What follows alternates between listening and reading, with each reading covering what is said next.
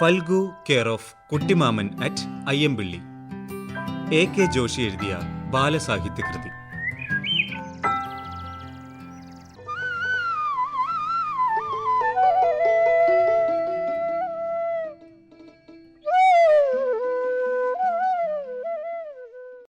നട്ടുച്ചയോടെ പിരിഞ്ഞ വായനക്കാർ പിന്നീട് ഒത്തുകൂടിയത് ചിന്നൻ്റെ വീട്ടിലെ കുളക്കടവിലാണ്. പരീക്ഷയ്ക്ക് പോകും മുമ്പുള്ള നീരാട്ട് തകൃതിയായി ആരംഭിച്ചു.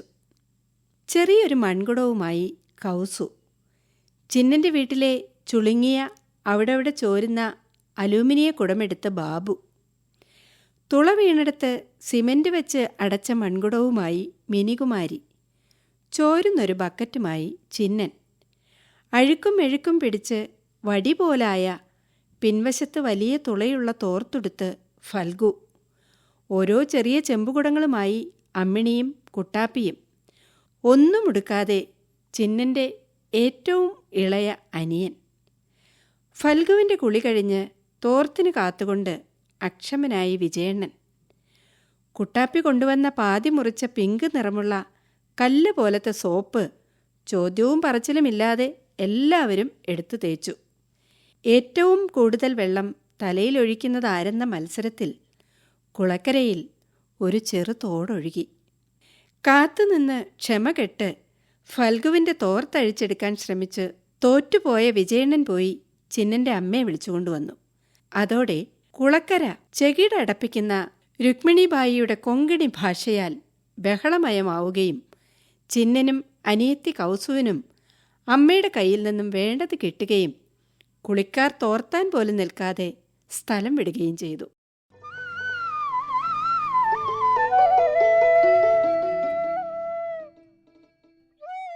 പള്ളി സ്കൂളിൽ 2 മണിയോടെ ഉച്ചപരീക്ഷ തുടങ്ങി.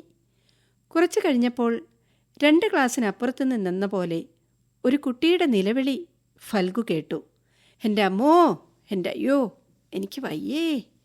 ചോദ്യപേപ്പർ കടുത്തു പോയിട്ട് വാവിട്ട് കരയുന്നതാണോ എന്ന് ഫൽഗു തമാശയോടെ ചിന്തിച്ചു. പരീക്ഷ തുടങ്ങി അരമണിക്കൂർ കഴിയുമ്പോൾ തന്നെ ഹാളിൽ നിന്ന് 2 കൂട്ടർ പുറത്തു ചാടും. നന്നായി എഴുതുന്നവരും കാര്യമായി ഒന്നും എഴുതാത്തവരും. ഒന്നാമത്തെ കൂട്ടത്തിൽ ഫൽഗുവും 2ാമത്തെ കൂട്ടത്തിൽ ചിന്നനും പതിവുകാരാണ്. പരീക്ഷയ്ക്ക് പേപ്പർ വെച്ചെഴുതാൻ കുട്ടിമാമൻ കൊടുത്ത ആഴ്ചപ്പതിപ്പിൽ ചോദ്യക്കടലാസ് മടക്കി വെച്ച് ഫൽഗു പുറത്തു ചാടിയപ്പോൾ ചിന്നനും കൂടെ ചാടി. സ്കൂൾ ഗ്രൗണ്ടിലെത്തുമ്പോഴുണ്ട് അവിടെ ചിന്നൻ്റെ പഴയ സഹപാഠിയായ, ഇപ്പോൾ ബാബുവിൻ്റെ ക്ലാസ്സിലുള്ള ഒരു ചങ്ങാതി. നേരത്തെ പുളഞ്ഞു കരഞ്ഞത് ബാബു ആയിരുന്നുവെന്ന് അപ്പോഴാണ് അറിയുന്നത്. തൊട്ടടുത്ത് തന്നെയുള്ള പള്ളി ആശുപത്രിയിലേക്ക് കൊണ്ടുപോയിട്ടുണ്ട്. സ്കൂളും ആശുപത്രിയും പള്ളിയുടെ വകയായതിനാൽ പള്ളി സ്കൂളിൽ നിന്ന് കൊണ്ടുചെല്ലുന്ന കുട്ടികൾക്ക് ചികിത്സ ഫ്രീയാണ്. ആശുപത്രിയിലെത്തിയപ്പോൾ കുഴപ്പമില്ല, ബാബു എണീറ്റിരിപ്പുണ്ട്. വയറുവേദനയൊക്കെ മാറിയിരിക്കുന്നു. അവനെ അവരോടൊപ്പം വീട്ടിലേക്ക് വിടുമ്പോൾ അവൻ്റെ ക്ലാസ് ടീച്ചർ ആശ്വസിപ്പിച്ചു. ബാബു വിഷമിക്കണ്ട, നിന്നെ ഞാൻ സ്പെഷ്യലായി പരീക്ഷ എഴുതിക്കാം. ബാബു സാമാന്യം നന്നായി പഠിക്കുന്ന കുട്ടിയായതുകൊണ്ടുള്ള പ്രിയമാണ്. ഒരു ഗുളികയും ഒരു നറുതണ്ടി സർവത്തും ഒരു ബണ്ണും കഴിച്ചതോടെ വയറുവേദന പമ്പ കടന്നെന്ന് ബാബു പറഞ്ഞപ്പോൾ ചിന്നൻ്റെ അടക്കാനാവാത്ത കൊതി പുറത്തു ചാടി. സ്കൂളിൽ വെച്ചൊരു വയറുവേദന എനിക്കും വന്നിരുന്നെങ്കിൽ. Phalgu care of Kuttimaman at Ayyampilly. AK Joshi എഴുതിയ ബാലസാഹിത്യകൃതി.